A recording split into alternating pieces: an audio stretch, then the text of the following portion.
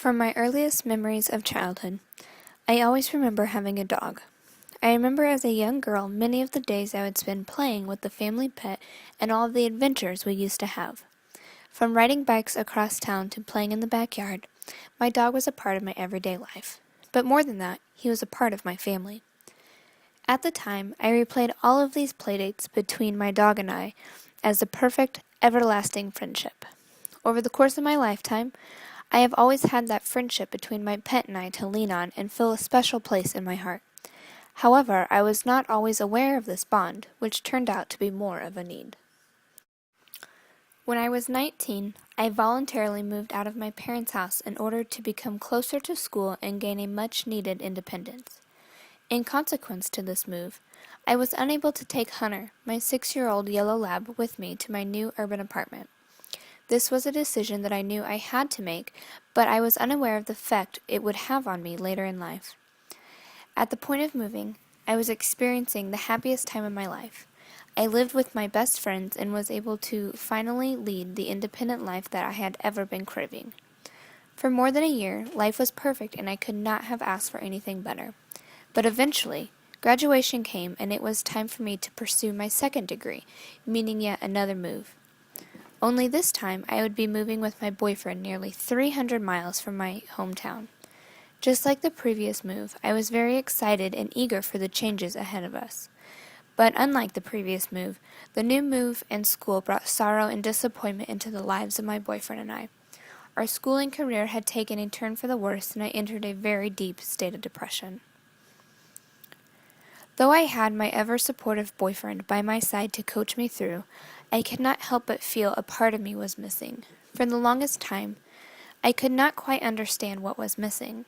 I often blamed it on the hardships we were enduring at our new school, but I knew deep inside myself that it was something more.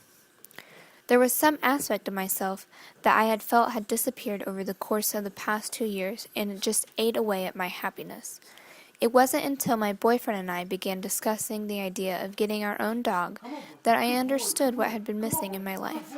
At the very suggestion of buying our own puppy, I felt a warmth inside myself that I had not felt in years, and for the first time in months, I felt the happiness swell up inside my heart. The part of me that had been missing was a friendship that I was so dependent upon. It had played a role in my life for nearly 2 decades, and suddenly it had vanished. Somewhere between the excitement of adulthood and college, it had been pushed to the side and lost in the commotion. Only 3 months after the initial suggestion of buying our own dog, a fat, wrinkly, fuzzy English bulldog named Pumba entered the lives of my boyfriend and I, and not a single day has been the same since.